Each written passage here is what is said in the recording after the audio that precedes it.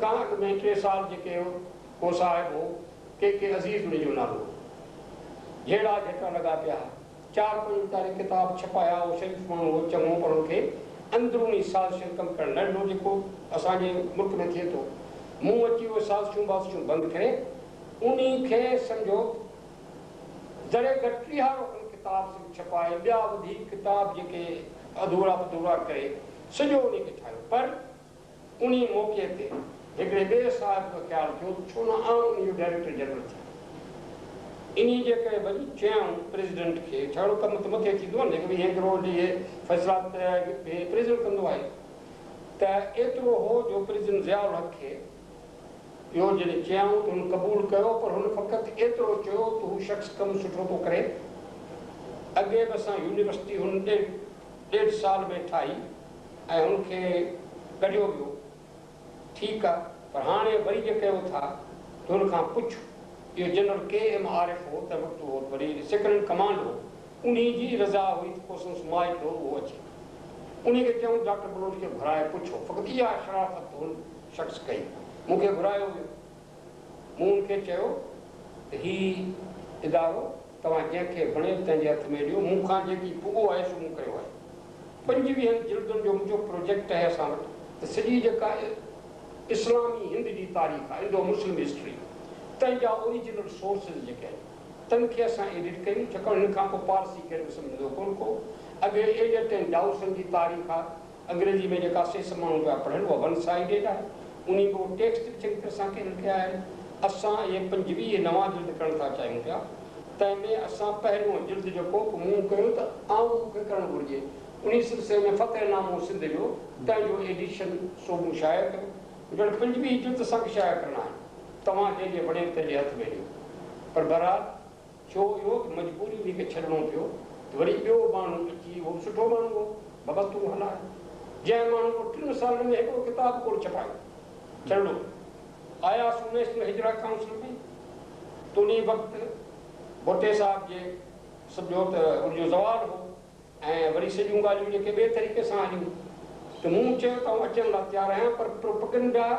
या कंहिं पब्लिसिटी उन में कोन ईंदुसि जेकर तहक़ीक़ी ॻाल्हियूं जेकर थियणु घुरिजनि ऐं मूंखे तव्हां पूरी इजाज़त ॾियो उन खे उते निभाइण जी त आउं ईंदुसि। बाक़ी हीअ ॻाल्हि हू ॻाल्हि हिकिड़ो किताब लॻभॻि लिखाइणु शुरू कयो पाकिस्तान ऐं उन में सभु ॻाल्हियूं अहिड़ी तरीक़े सां लिखायूं पई जीअं थींदो आहे जेको मुखालिफ़ हूंदो आहे त उन खे वरी मूं चयो न इहे ॻाल्हियूं उन में त हिते हुन क़बूल कयो चयूं तूं अचु भई हिनखे तमामु हाई लेवल ते असीं पोइ बि इन में दस्तंदाज़ी केरु कंदासीं। पोइ उते वञी 100 किताब जेके इस्लामी तहज़ीब तमदुन जा वॾे में वॾा आला किताब मुंहिंजो 100 किताब तव्हां शाया कयो उन में अंग्रेज़ी में हुनजो तर्जुमो करायो उन जा इंट्रोडक्शन अंग्रेज़ी में ॾियो ऐं इल्मी तरीक़े सां उहे किताब दुनिया जे ॾाढो पेश कयो त असांजी यूनिवर्सिटी वारा थोरे ॿिया उहे सभु सम्झनि त बाक़ी इस्लाम में नॉलेज जो केॾो कॉन्ट्रीब्यूशन आहे बाक़ी उहो इस्लाम खे स्लोगन करण मां को फ़ाइदो कोन थींदो। उहे सभु जेके ठाहे उन जेको इदारो जेको निकर ते हलायोसीं उहो जेको मनसूबो हो जेको प्रोजेक्ट हो सो अॻिते हलियो ऐं जॾहिं उहो अॻिते हली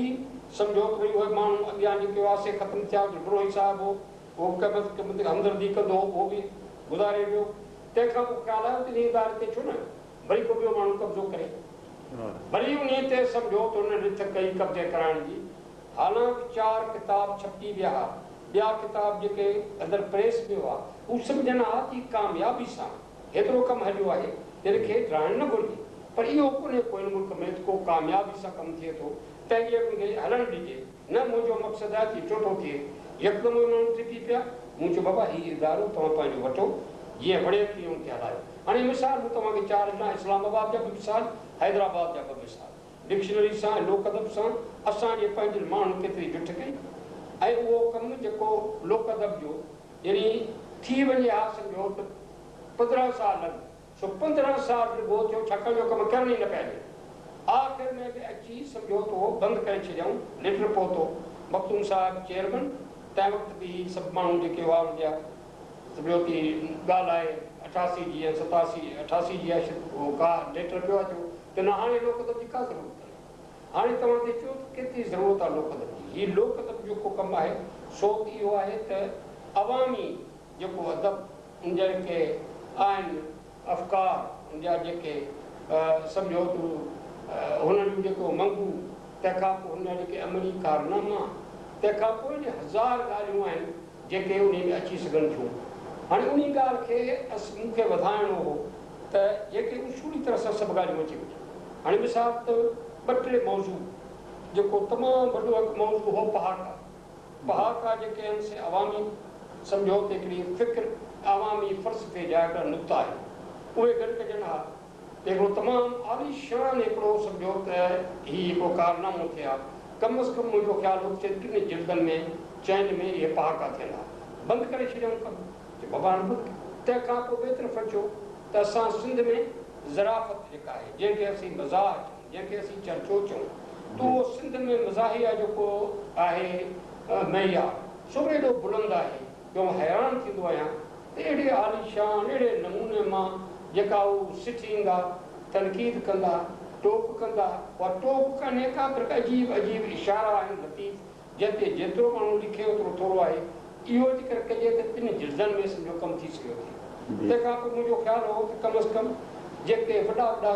यानी हिते जा जेके पहलवानी जा कम आहिनि, ख़ासि तरह सां मल, जंहिंजी मल एसोसिएशन क़ाइमु कई, मीर रसूल बख़्श मरहूम उन जो मेंबर हो। पोइ हिते पहिरियों जेको न्याज़ स्टेडियम आहे त मैं पहिरियों फंक्शन मल जो करायो हुउसि। हाणे उहो उन ते लिखिजे हा, उन कहिड़ियूं सारियूं ॻाल्हियूं आहिनि, वॾियूं ॻाल्हियूं आहिनि, उहा जेका सबबु लोक अदब ते जेकी कुझु सोहणाई सां कुझु लिखी सघिजे हा उहो बंदि करे छॾियो। ऐं हाणे पोइ छा आहे, छाकाणि हीअ त माण्हुनि जा ख़्यालु हीअं त असांजो ज़्यादा तवजो सियासी ऐं ॿियनि ॻाल्हियुनि लाइ आहे, माण्हुनि खे ॻाल्हियूं बि विसरी वञनि सिंध जूं। ऐं हाणे तो करणु ॾुखियो थींदो, पर हिन खां अॻु में जे करियूं हा त 8-10 जिल्द ॿिया बि हिकिड़ा उहे आलीशान निकिरंदा जेके हमेशह जे लाइ यादि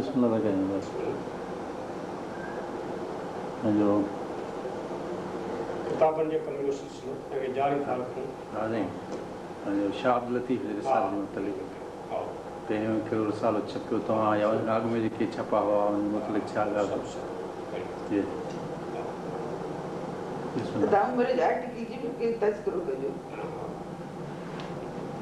किताबनि जे सिलसिले में जेको मूं चयो त वॾे में वॾियूं जेके रिथाऊं हुयूं लोक अदब ही उन क़िस्म जी हिकिड़ी जेका वॾे में वॾी रिथा जंहिंसां मुंहिंजो वास्तो थियो आहे उहा आहे शाह अब्दुल लतीफ़ जे रिसाले जो मेयारी मतन। उन जी इब्तिदा ईअं थी त 1966 में मूं हिकिड़ी तजवीज़ रखी Shah Abdul Latif culture centre committee जा, छाकाणि जो हमेशह जेका कमेटी तरफ़ां मेला बारे में कराईंदा हुआसीं, राग जूं महफ़िलूं कराईंदा हुआसीं, सभु कराईंदा हुआसीं, पर मूं चयो को अहिड़ो कमु करणु घुरिजे शाह अब्दुल लतीफ़ जी तहक़ीक़ जे बारे में जो हमेशह यादगार रहे। ऐं जेकर रुॻो ईअं छॾींदासीं करे त पोइ कान्हे रुॻो त वरी बि असांजी ॻाल्हि थी चऊं था तव्हांजी ॻाल्हि खे खणो। पोइ असां तवजो कयो त शाह अब्दुल लतीफ़ जी सवाले ते ऐं संस रिसालो आहे ते संस राग ते तहक़ीक़ शुरू कजे। पर असां चयो थी असां कमु यकदमि शुरू कयूं तंहिंजे बारे चयूं त न, तव्हां अॻु में बुनियादी कमु करियो जेके माख़ज़ सरचश्मा शाह जे सिलसिले जा आहिनि, सवाले जा ऐं रिसाले जा, उहे गॾु कयो, पोइ वरी जेको आहे सो मेयारी मतन जो कमु कयो। त 66 खां 76 ताईं तक़रीबन 18 किताब शाया कयासीं, तंहिंमां हिकिड़ा सवाले जे सिलसिले जा, हिकिड़ा रिसाले जे सिलसिले जा। सवाले जे सिलसिले जा मिसाल त मीर अब्दुल हुसैन ख़ान सांगी, उहो ई हक़ीक़त में पहिरियों माण्हू आहे जंहिं शाह अब्दुल लतीफ़ जे सवाले ते कमु कयो आहे। उहो संदूसी कमु जेको आहे जंहिं कलीज बेग साहिबु वरितो, कलीज बेग साहिब जी उमिरि जी ॻाल्हियूं ॿियनि कयूं, पर असुल बुनियाद मीर अब्दुल हुसैन ख़ान सांगी, उहो हुन लिखियो हो फारसी में किताब लताइफ़ लतीफ़, उहो फारसी में पियो। पहिरीं असां उन खे छपायो त उहा असुल मतन सां यादि अची वञे। पोइ मिर्ज़ा साहिब वारो किताब कलीज बेग वारो उहो उन खे पोयां वरी छापियोसीं त उहो बि उन जो सिलसिलो आहे। इहे कमु इन पासे जेके सवाले जा। बाक़ी रहियो रिसालो त पहिरियों रिसालो लंडन में मूं ॾिठो त ब्रिटिश म्यूज़ियम में उन जो अक्स हासिलु करे पहिरीं उन अक्स खे छापियोसीं, हीअ साम्हूं अची वञे। उन जो ज़िक्र गुरबख्शाणी कयो हो पंहिंजे एडिशन में, पर रिसालो वॾो कोन हो, तंहिंजे करे उन खे शाया कयोसीं। भले हो उन खां पोइ आहिस्ते आहिस्ते असां रिसाले खे ॻोल्हणु शुरू कयो त भला ॿिया बि के रिसाला आहिनि या रुॻो बम्बई छापो आहे। मुंबई छापो